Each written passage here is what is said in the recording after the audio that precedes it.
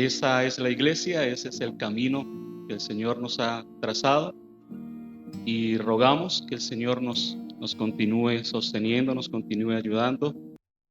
A Pastor Sergio, muchas gracias por invitarme, a su esposa y toda esta familia de la iglesia bíblica, Gracia, debería llamarse Gracia y Verdad también, pero no, Gracia y Paz.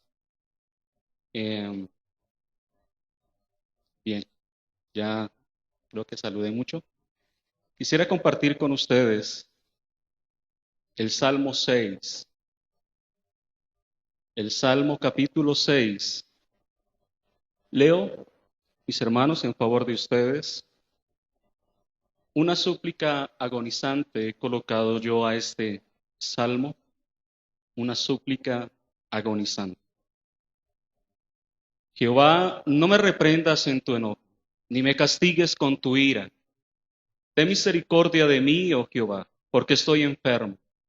Sáname, oh Jehová, porque mi hueso se estremece.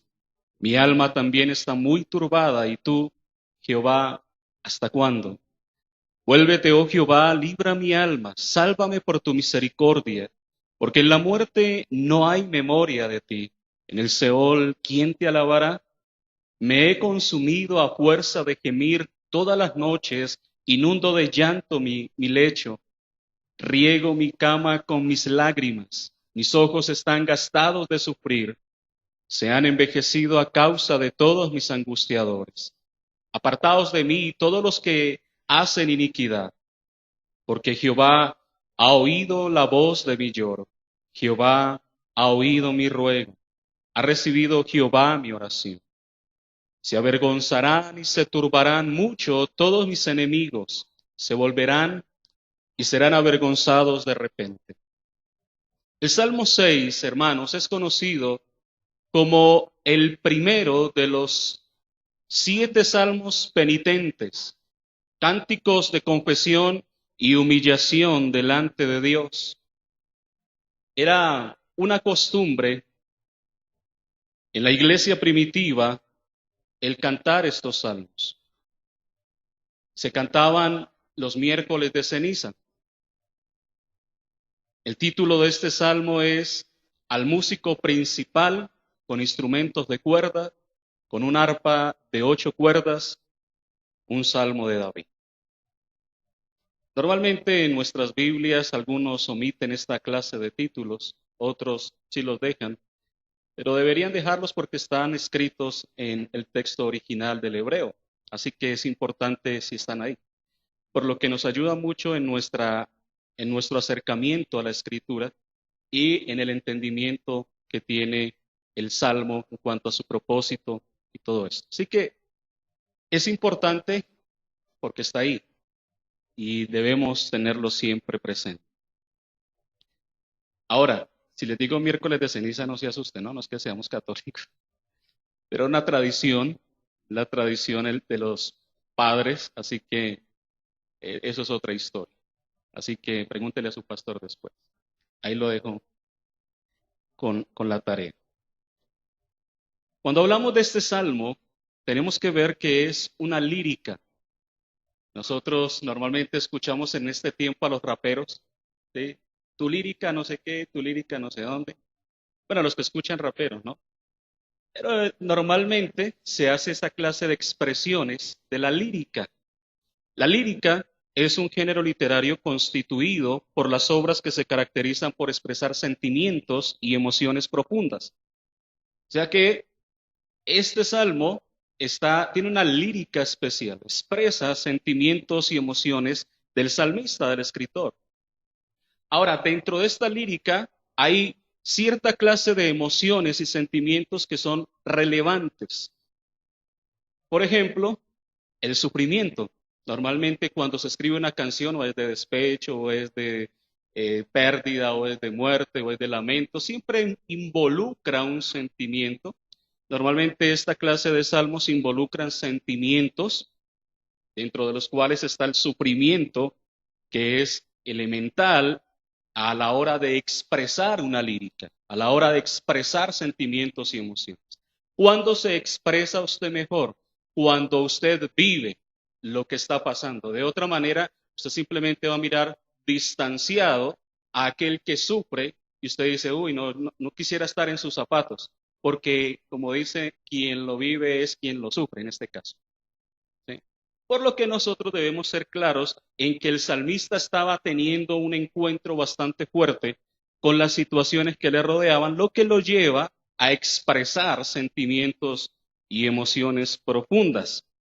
Ahora, aparte de que el salmista no solamente estaba experimentando sufrimiento, eh, digamos, psicológico, sino que también había un sufrimiento físico, como lo dice más adelante ahí en el Salmo.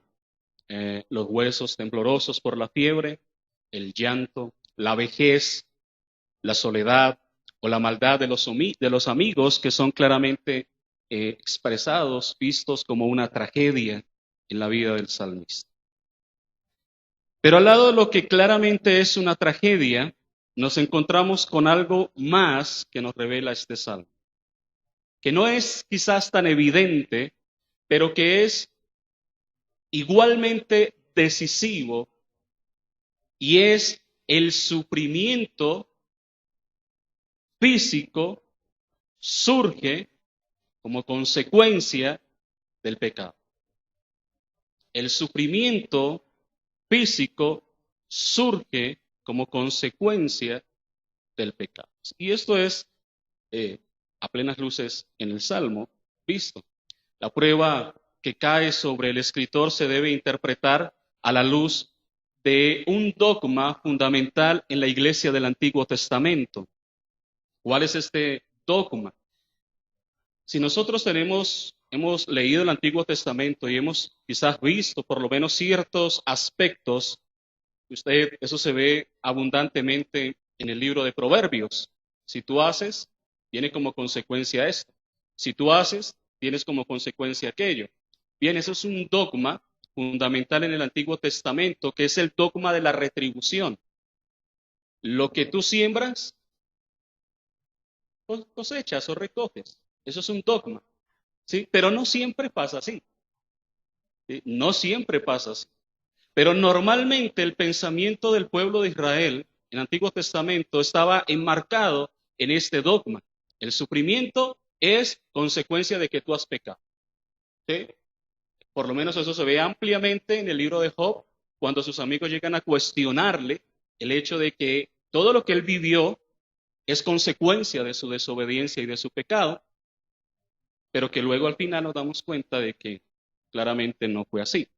Pero es un dogma y supone culpa. El sufrimiento supone culpa. Queda claro, ¿cierto? El sufrimiento supone culpa. Es decir, en palabras más coloquiales, si tú sufres, es porque te lo mereces. Yo sé que esto no le gusta a la gente, pero es la realidad. Si nosotros nos remontamos a nuestra vida está plagada de pecado, aún siendo creyentes, aún caminando con el Señor, aún yendo a la iglesia, aún haciendo una vida devota, piadosa. Pecamos, o quién de aquí no peca. Por lo que si sufrimos, no nos quejemos. ¿Está bien? El salmista se quejó, pero el salmista reconoció que esto era por consecuencia de su pecado. Ahora fíjese en esto. Como lo mencioné, no siempre el sufrimiento es consecuencia de un pecado. No siempre. En Juan 9, el verso 2 dice, y le preguntaron sus discípulos diciendo, Rabí, ¿quién pecó? ¿Pecó este o pecaron sus padres para que él haya nacido ciego? Nació ciego, ¿quién pecó él? Pues si ni siquiera había nacido, ¿cómo dicen que ha pecado? Pero quizás sus padres pecaron y por eso este niño nació ciego y pues obviamente toda su vida era una vida bajo este látigo de la ceguera. Así que frente a ese concepto, a ese dogma que tiene el pueblo del Antiguo Testamento, en el cual todavía Cristo se introduce cuando llega, claramente vemos que el orante, el salmista, reconoce su pecado y apela ¿a qué? ¿A qué apela el salmista? Él apela al amor y a la misericordia de Dios. Él no va a argumentarse en sus capacidades humanas, en sus habilidades, en su piedad, en su buena fe, nada. Él simplemente apela a el amor y a la misericordia de Dios. Si la ira de Dios viene con fuerza frente al pecado del hombre y lo único que puede detenerse, lo único que puede detener que la ira de Dios llegue a nuestras vidas es salir corriendo y arrojarnos a los brazos del Señor, suplicando y rogando su perdón. No tratando de argumentarme, no tratando de tomarme de ciertas cosas que yo vivo, que porque yo soy santo, que porque yo voy a la iglesia, que porque yo canto en la iglesia, que porque yo sirvo en la iglesia, y entonces tú no tienes por qué irarte conmigo. No, lo único en lo cual nosotros como creyentes debemos fundamentar nuestro acercamiento a Dios frente a nuestra debilidad y a lo que venga en cuanto al sufrimiento es ir a sus pies, suplicar misericordia, suplicar frente a su amor, invocar su nombre, rogando su perdón. Porque no recibimos lo que merecemos. Debiéramos recibir mucho más de lo que recibimos hasta este día. Para nosotros estaba preparado el infierno. Eso es nada más una medida de lo que nosotros merecíamos. ¿Y por qué no merecemos ahora el infierno? ¿Porque somos más inteligentes? ¿Porque somos buenos? ¿Porque no hacemos nada malo? ¿Por qué no merecemos el infierno? ¿Quién me dice? Por Cristo, es tan sencillo como eso. Si no fuera por Cristo, hermanos, nosotros no tendríamos ninguna clase de esperanza. Gracias.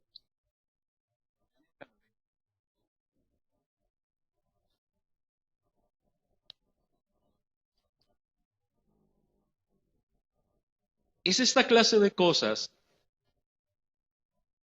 las que la Biblia nos arroja, nos muestra. Nosotros no podemos iniciar, vivir y pretender llegar a la eternidad teniendo un fundamento diferente que el de Cristo. Entrando ya ahora sí al Salmo, vamos a verlo en dos partes, este Salmo. La primera parte va la súplica agonizante y vamos hasta el verso 5 en esta primera parte. En cuanto a la súplica agonizante, tenemos un primer punto y es un ruego para aliviar el castigo. El salmista comienza diciendo, Jehová, no me reprendas en tu enojo, ni me castigues con tu ira. No me reprendas en tu enojo y en realidad no sabemos de qué pecado se trataba en esta ocasión con relación al salmista. Pero debido a su pecado, David era consciente y sentía que estaba bajo una reprensión de Dios. Por lo que él clama hacia Dios para que el castigo que viene sobre él sea aligerado, no sea tan fuerte. Puede haber momentos en que creemos que somos reprendidos por la mano de Dios cuando en realidad padecemos tribulación traída por nosotros mismos. Consecuencias. No, es que estoy sufriendo con esta deuda, pero ¿quién lo mandó? ¿Sí? Una deuda o, no sé, alguna situación en la cual usted tomó una decisión equivocada y como consecuencia trae eso. Bien, eso están siendo reprendidos por la mano de Dios, pero esta clase de tribulación no es un castigo de Dios, es algo que nosotros recibimos como consecuencia de nuestras decisiones.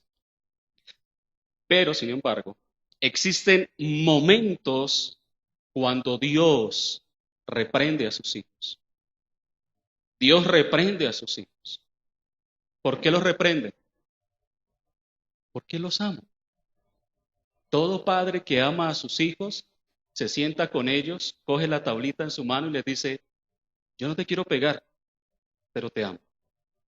Y esto es por tu vida. Y le da, yo le doy 3. Si usted quiere darle más, es decisión suya. Pero 3. Dios, a quien ha adoptado por su hijo, lo disciplina, lo corrige, con amor, no para destruirlo, sino para atraerlo hacia él, hacia sí mismo. Sigue diciendo el salmista, no me castigues con tu ira. Sabemos que el castigo de Dios no es principalmente una señal de su ira. Fíjense cómo está el dogma en el pensamiento de David. El dogma de, yo hice mal, Dios está irado y me va a castigar. No, pero es que el castigo no es algo que viene manifestado en ira. De pronto nosotros que somos terrenales y vivimos en este mundo temporal, manifestamos nuestra ira de una manera diferente. Pero sabemos que el castigo de Dios no es principalmente una señal de ira, sino más bien una señal de adopción. El castigo es una señal que nos asegura a nosotros que somos sus hijos. Si no somos castigados es cuando en realidad debemos nosotros asustarnos y preocuparnos. Si hemos hecho algún pecado y nuestra vida sigue el curso como si nada, ahí sí debe haber temor, porque puede ser que no sea un hijo. Hebreos 12:7 pone en claro que el castigo se evidencia por esto. Si soportáis la disciplina, Dios os trata como a hijos. ¿Por qué? Porque ¿qué hijo es aquel a quien el Padre no disciplina? Cuando Dios no corrige, no se siente agradable. Pero cuando Dios corrige, aunque no es tan agradable, sabemos que es bueno. Y es para nuestro bien. Eso es parte de la vida nuestra como cristianos, como creyentes. Es nuestro pan diario. Debemos entenderlo de esta manera. Ahora, cuando se habla de enojo y de ira, que la utilizan las 2 líneas del Salmo, no me reprendas en tu enojo, ni me castigues con tu ira. El vivir antes de la obra de Jesús, el pensamiento de David tiene menos certeza de la posición que él tenía frente a Dios. David no tiene todo el panorama que nosotros tenemos hoy día de él estar en Jesús. David no tiene esa certeza, él vive en un tiempo totalmente diferente. Pero nosotros que estamos de este lado de la cruz, sabemos que todo enojo que Dios tiene hacia nosotros fue derramado en la cruz, en nuestro Señor Jesucristo.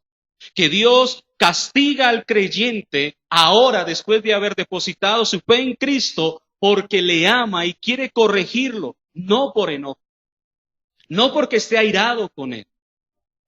Lo corrige porque quiere lo mejor para sus hijos. Él nos quiere ayudar a crecer, a madurar, a avanzar, a obtener carácter, a ser más determinados, a ser más radicales. Lamentablemente, hermanos, hoy día vemos una iglesia lánguida, una iglesia débil. Y todo esto del COVID, todo esto que ha pasado, ha dejado en evidencia muchas de estas personas. Personas que simplemente estaban buscando una excusa para dejar de ir a la iglesia. Y les llegó la excusa precisa. Y ahí empezó a revelarse el corazón de la gente. Qué triste. Pero también Dios utilizó esto para que unos que estaban por ahí como extraviados dijeran, no, hay que buscar al Señor porque esto está feo. Y los atrajo.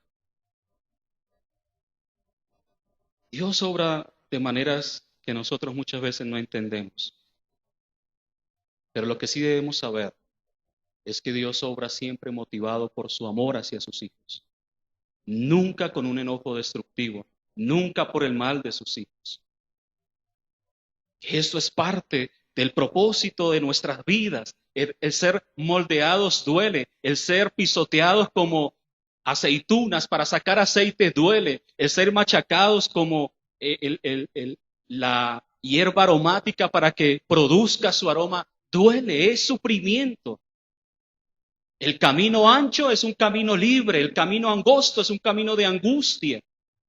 Pero como creyentes muchas veces caemos en vivir cómodamente la fe, en vivir de una manera que se nos olvida la responsabilidad, el ejemplo que recibimos.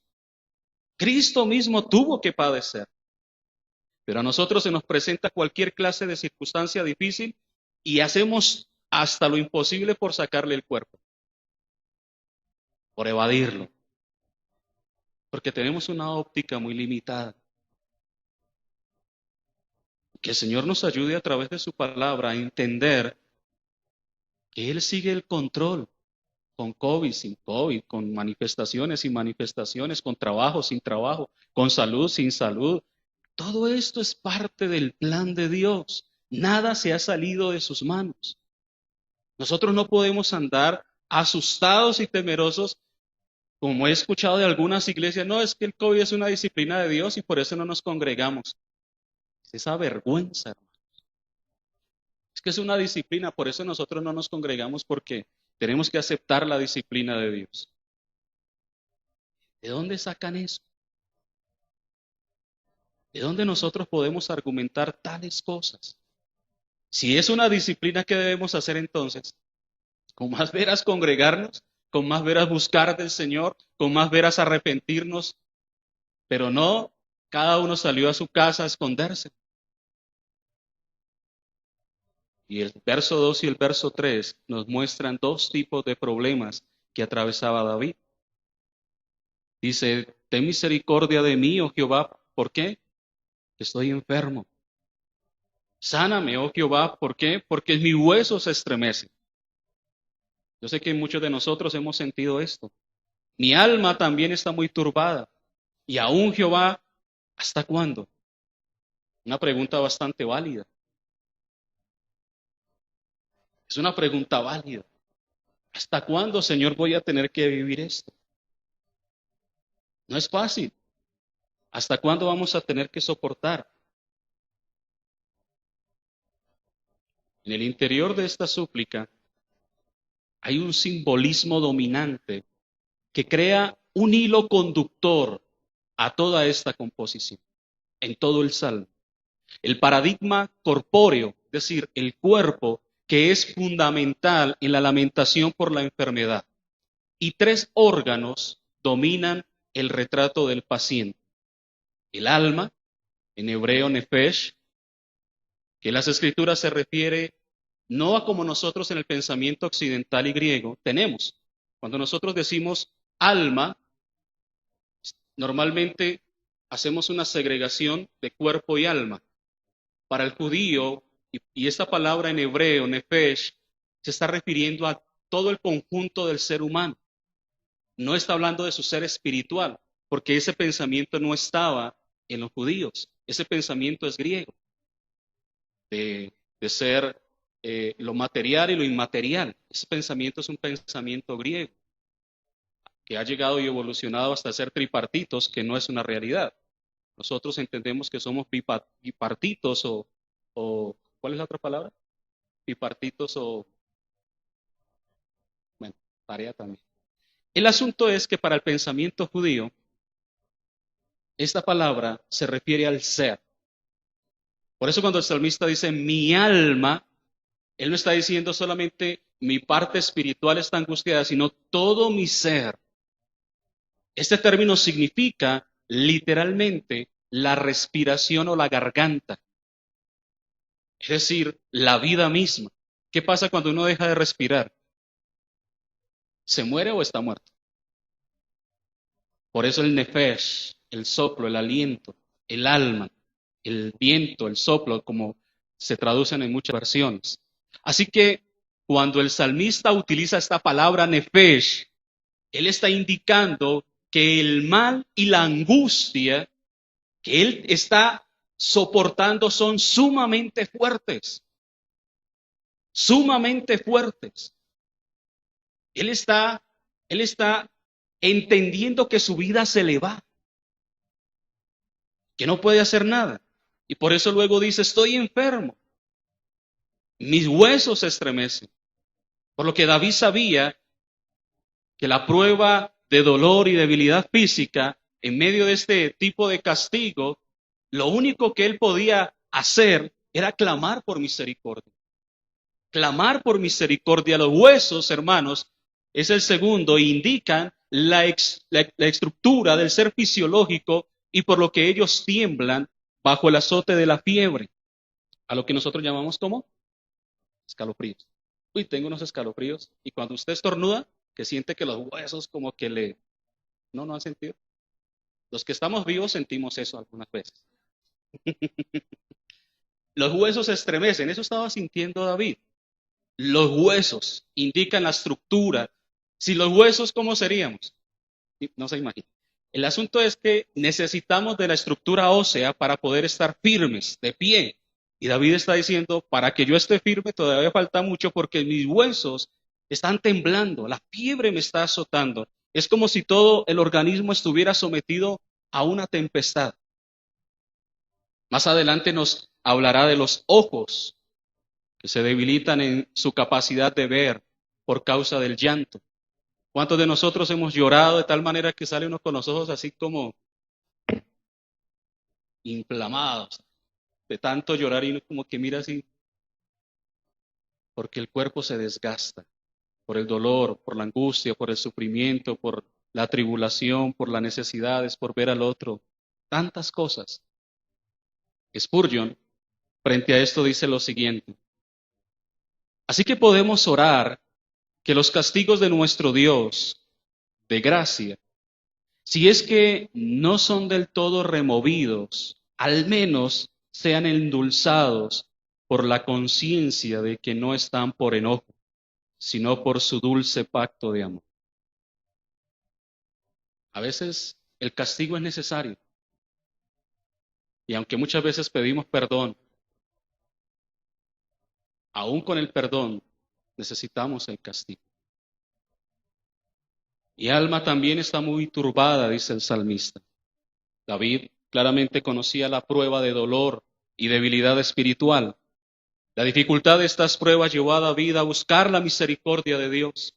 Estas pruebas del cuerpo, del alma, en nuestro pensamiento occidental, fueron ampliadas por el sentido de David, la conciencia que tenía David, que todo esto que estaba viviendo en su cuerpo y en su alma era nada más y nada menos que la manifestación de la ira de Dios. ¿Qué hacemos nosotros cuando nos sentimos con gripa, enfermos? ¿Pensamos en qué es la ira de Dios? ¿O pensamos en qué? Usted me la aprendió, ay, usted, a veces hasta molestamos con la gripa, ¿cierto? O con alguna enfermedad, pero no pensamos en que sea una manifestación de la ira de Dios, que nos está disciplinando, que nos tiene postrados, que nos tiene enfermos, a veces con temor.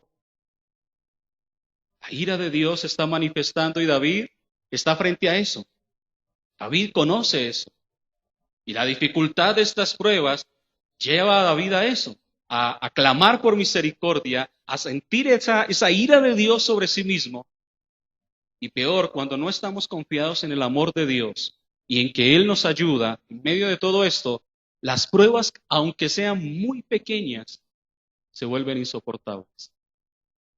Las cosas que son a veces mínimas, para nosotros se vuelven todo un monte gigante. ¿Cuándo? Bueno, cuando no somos conscientes del amor de Dios, de que Dios es soberano y de que aunque sea muy dura esa prueba, el Señor todavía tiene el control de las cosas. Él no nos ha soltado, Él no nos ha dejado, Él cumple sus promesas, Él nos sostiene. Ya vamos a completar más de año y medio en esto, en estas situaciones. ¿Cuántos de nosotros enfermos, hemos visto gente enferma? En nuestra iglesia murió una hermana por causa de esto. Pero hermanos,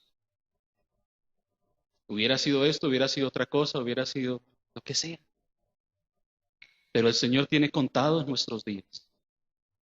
Él tiene todas las cosas en su mano.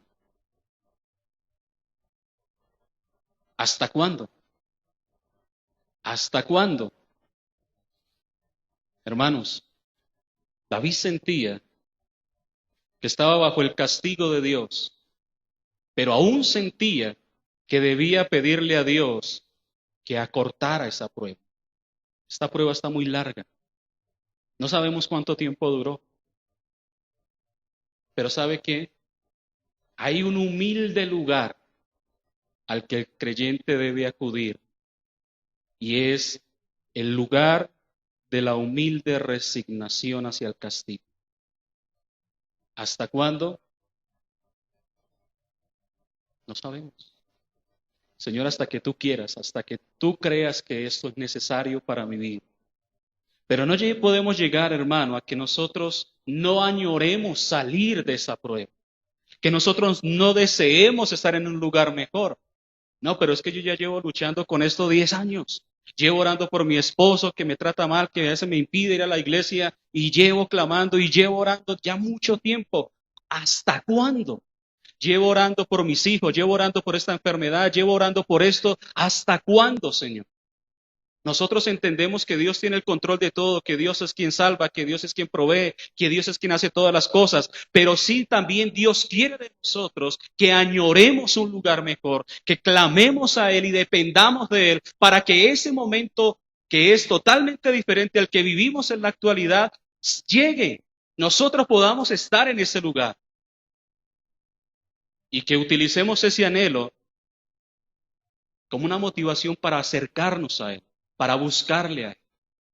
El anhelo de estar en la tierra prometida después de los 40 años.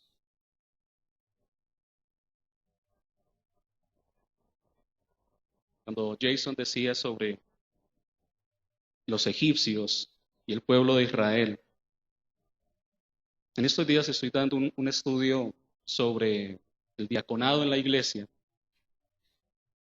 y nos hemos remontado al Génesis, mirando un poco lo que es eh, entender el servicio. Nosotros definimos el servicio, pero no lo entendemos como iglesia. Y una de las cosas que son importantes en el servicio es el abandono de la servidumbre de Egipto, el abandono de la costumbre de estar sometidos a la tiranía de Egipto. La tiranía de Egipto, hermanos, muchas veces les gusta a los creyentes. El maltrato, la explotación. Hay gente que está en la tierra prometida, pero todavía está pensando en Egipto. Si usted mira la narrativa del pueblo de Israel, se va a dar cuenta de cuántos saliendo nos hubiéramos quedado en Egipto, allá teníamos comida, nos trajiste a morir aquí, no tenemos ni tumbas acá, pasaron el Jordán, hicieron todo esto, nos trajiste a morir aquí. Siempre esa quejadera, porque su corazón todavía no ha abandonado la servidumbre. Nuestro corazón difícilmente abandona la servidumbre al pecado. Y estamos en la libertad y añoramos volver a servidumbre.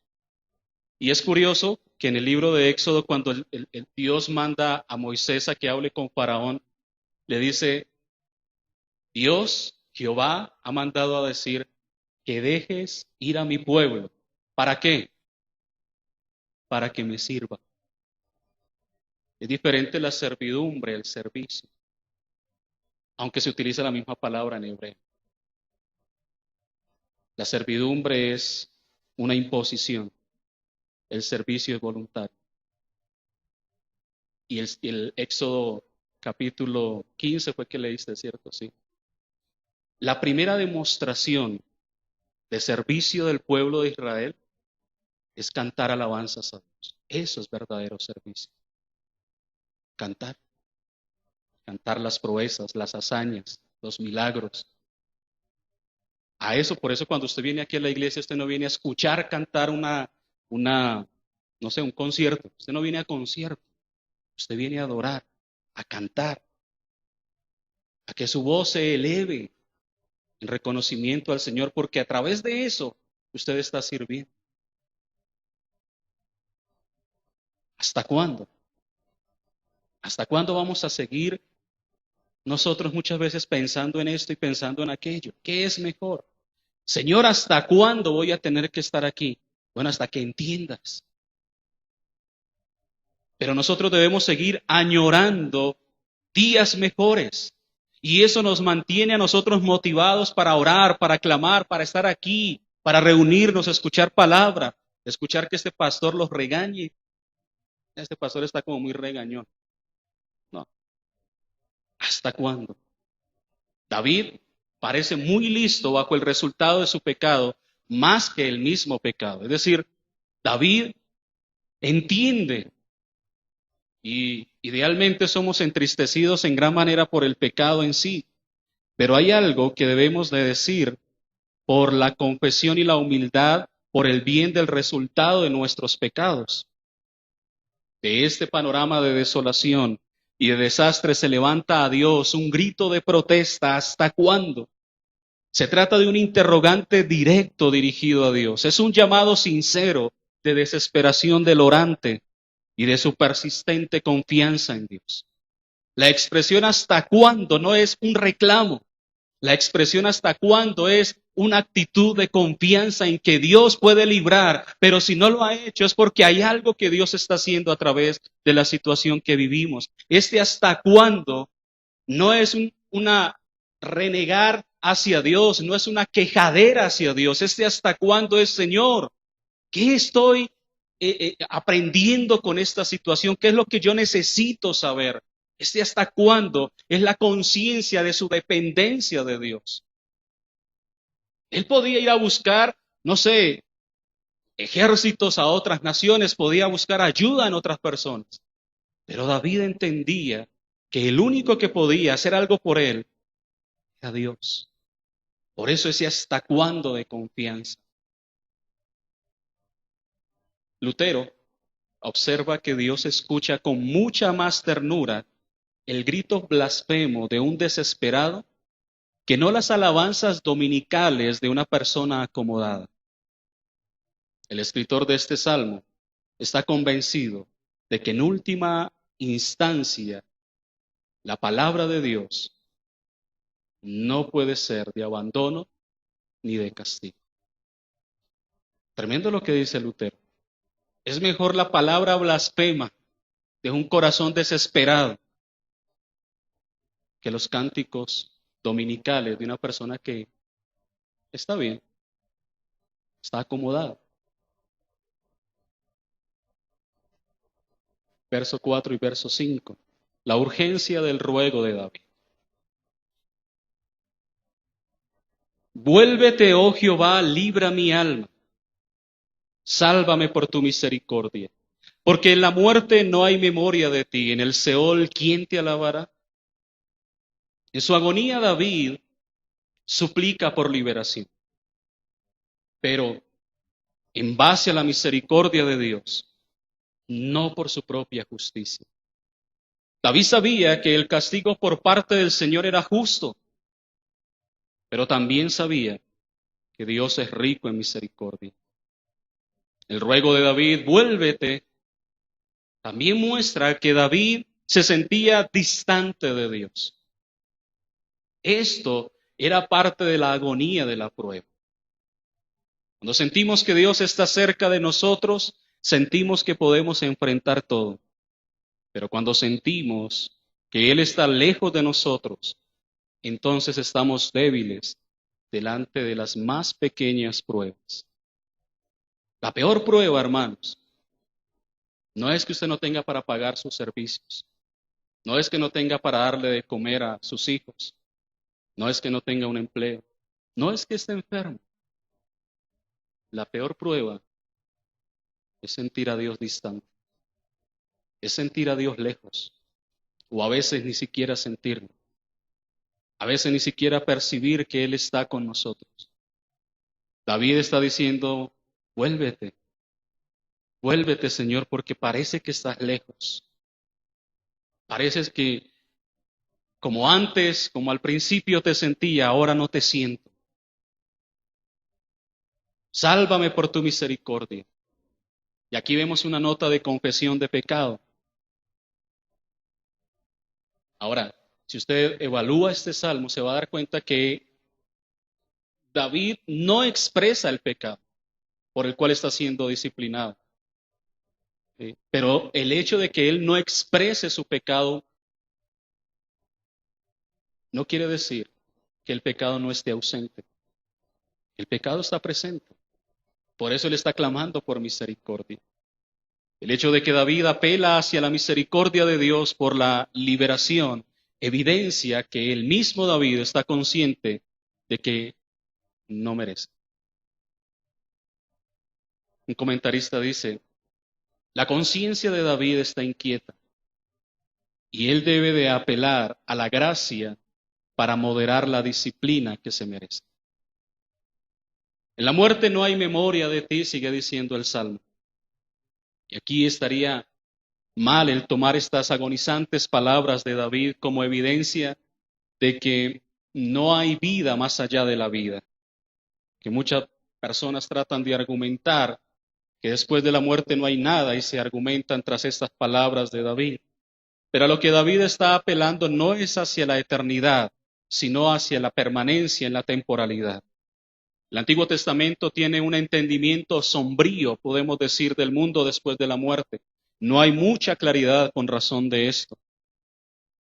Muchas veces se muestra más bien una clara confianza, como lo hace Job en el capítulo 19, verso 25, y a veces tiene la incertidumbre, como la que tiene David, y nos muestra en este salmo.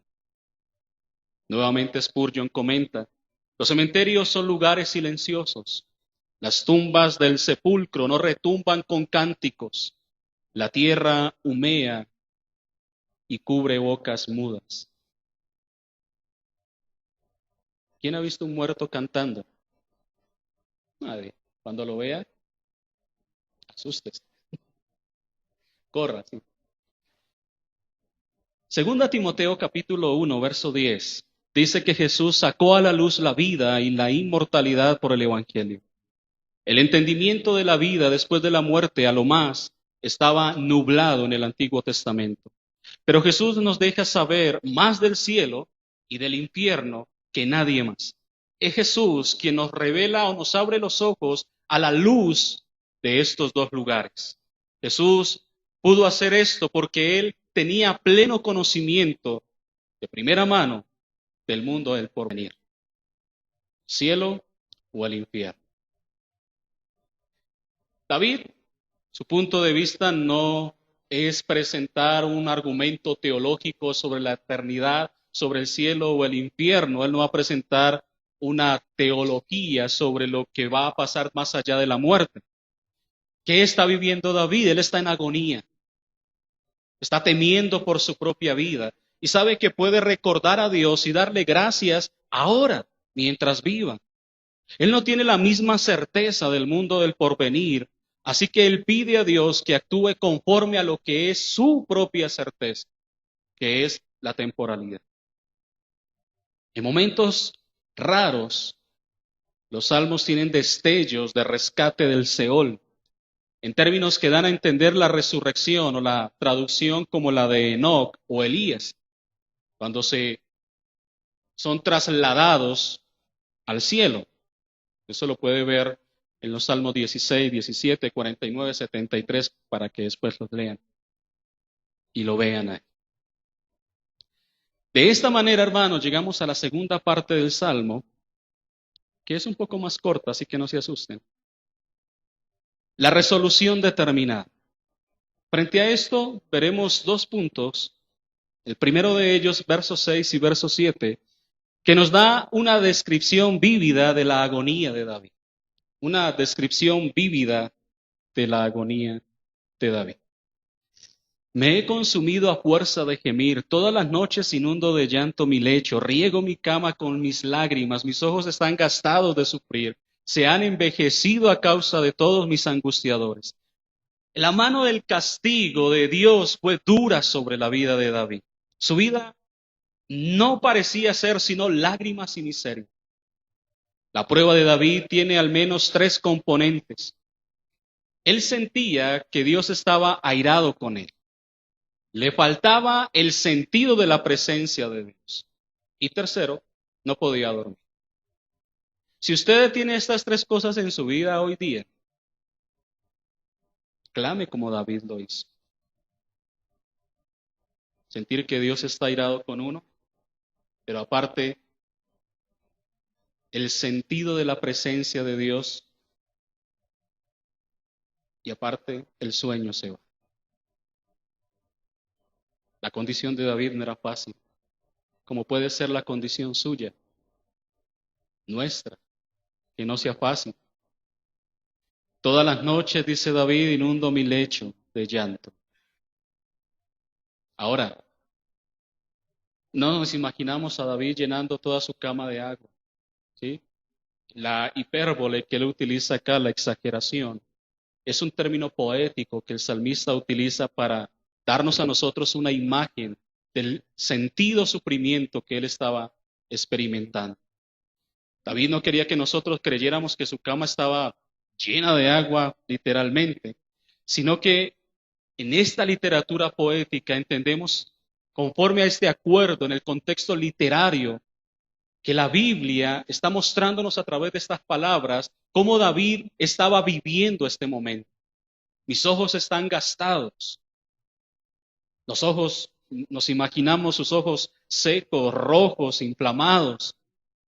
Y por causa de esto le faltaba el sueño, no podía dormir.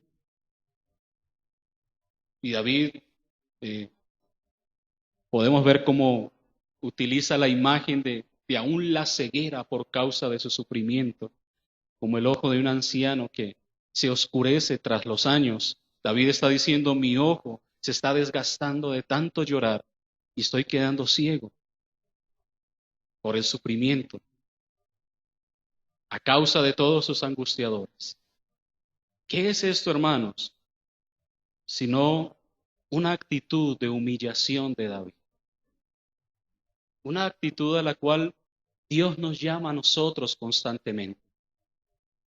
Pero que lamentablemente por nuestra arrogancia, por nuestra altivez, por nuestro orgullo, por nuestra propia soberbia, se hace necesaria la intervención divina para que seamos doblegados y arrojados a sus pies.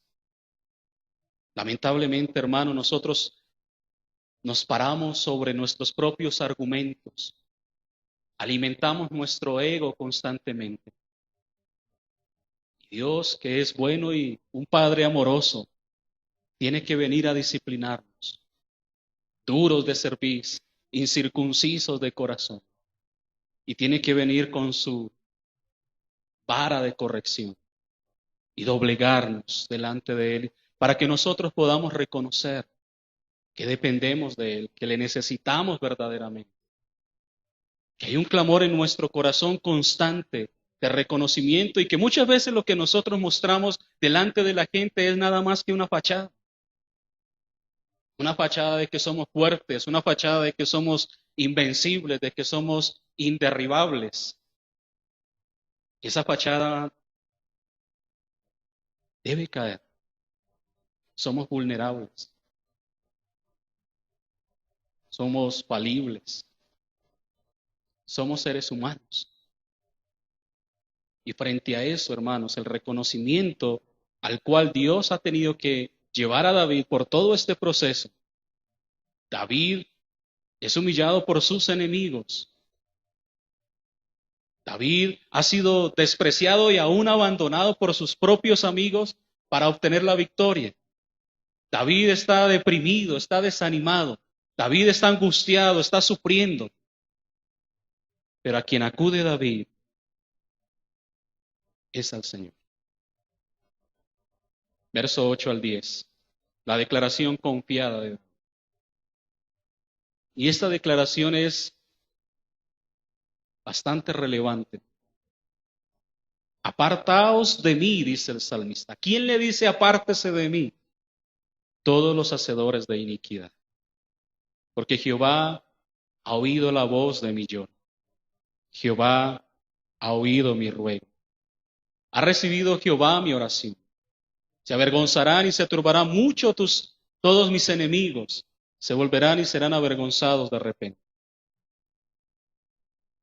Hermanos, podría ser que el pecado que llevó David o que llevó a David a este castigo estaba asociado con las personas que no debían. Es decir, al parecer David se involucró con impíos, con inicuos, y a causa de esto, David ha sido conducido al pecado. Y aquí vemos a un David actuar conscientemente con su cambio de corazón, diciéndole a todos los inicuos que se aparten de él. Es importante el separarse de las asociaciones impías. El teólogo describe algunas de las obras entre los nuevos convertidos durante el segundo gran despertar de Gran Bretaña, el avivamiento. Él dice, entre ellos había un boxeador quien acababa de ganar un premio en dinero y un cinturón. Una multitud de sus antiguos acompañantes estaban fuera del pasillo para ponerle en ridículo y clamaban hacia el boxeador convertido con un grito, se está convirtiendo. ¿Qué es sobre ese cinturón? Tendrá que luchar por él o renunciar a ello. El boxeador replicó, renunciaré tanto a este como a ustedes. Si es que ustedes no van conmigo al cielo, no iré con ustedes al infierno. Él les dio el cinturón, pero persuadió a alguno de ellos a acompañarle a los servicios, donde otro se convirtió y sirvió activamente. La radicalidad, hermanos, en nuestros tiempos escasea. Las convicciones que nosotros muchas veces tenemos, las negociamos. Las negociamos con el mundo, con el impío, con el compañero de trabajo, con el compañero de estudio, con el amigo en la esquina, con la vecina con la cual la pasamos chismoseando, la negociamos. Negociamos nuestra fe, negociamos nuestras condiciones, nuestra identidad la negociamos. Pero David dice, no, apártense de mí. Radicalmente, apártense de mí. Y como decía la parte de la historia, si ustedes no van conmigo, mejor dejen. David termina el salmo con una nota de seguridad. Él llevó su clamor agonizante delante de Dios y Dios le escuchó. No es que Dios se impresione por las demostraciones emocionales. No es que Dios sea movido porque usted llore o porque usted grite o porque usted se revuelque. No, Dios no es impresionado por esa clase de cosas. ¿Qué le impresiona a Dios? Le impresiona un corazón apasionado por Él, un corazón dedicado a Él, un corazón que está dispuesto a todo por Él, que tiene dentro de sus preceptos la gloria del Señor y nada más. Solo Él, vivir para Él, servirle a Él, honrarle a Él, glorificarle a Él, lo demás es nada más que secundario o pasajero. Dios no se impresiona porque usted lea mucho la Biblia o porque usted ore mucho o porque usted se la pase en la iglesia, que debe hacerlo. Pero Dios no se impresiona por eso. Dios no se impresiona porque usted se vista de corbata o porque usted enseñe en la iglesia o porque usted utilice palabras de grueso calibre teológicas y todo este tema. No, Dios no se impresiona por eso. Dios se impresiona delante de un corazón que está verdaderamente apasionado por Él. Ahora, no quiero que me malentiendan. No quiero decir que no hay que estudiar, que no hay que prepararse, porque también a uno lo juzgan por lo que no dice. Hay que estudiar, hay que prepararse, hay que orar, hay que buscar, hay que llorar, hay que lamentarse por nuestro pecado. Pero hay que entender que lo que verdaderamente impresiona a Dios es el corazón nuestro. la intención nuestra. Spurgeon dice esto: no es acogedor el creer que nuestras lágrimas son entendidas aun cuando nuestras palabras fallan. Aprendamos a pensar que las lágrimas son oraciones líquidas. En una ocasión, Lutero luchó vehementemente con Dios en oración y salió saltando de su armario de oración clamando: Victimus. Eso es victoria. Nuestro encuentro con Dios, lamentablemente, a veces se convierte solamente en un espacio de tiempo en el cual yo me acerco y recito ciertas palabras, pero no con la convicción o la seguridad de que Dios está escuchando y que Dios responde a nuestro clamor. Lutero, hasta que Dios no respondió, él no salió de su armario de oración. Vísimos, victoria. He sido escuchado. Dios me ha respondido. Aquí David en este salmo tiene ese mismo sentido de prevalecer con Dios al final de su oración. Dios me ha escuchado. Él ha escuchado y ha recibido mi oración. Y Él va a responder porque va a avergonzar a todos mis enemigos. David sabe que cuando Dios recibe su oración, ya esto será un problema para sus enemigos. David ahora ve que su agonía temporal y problemas abren un paso de una agonía y problemas permanentes, pero a sus enemigos. Ya él ha sido librado, ya él ha sido escuchado, ya Dios ha recibido su clamor, su súplica y su ruego. Dios va a responder. La seguridad de la respuesta divina, la confianza que podemos tener en que Dios nos oye y responde. Cada uno de nosotros que clamamos, que oramos, que sufrimos, experimentamos diferentes pruebas. Un clamor agonizante, un corazón y apasionado por Dios, entregado a Dios, un corazón contrito y humillado. No desprecias. Oremos.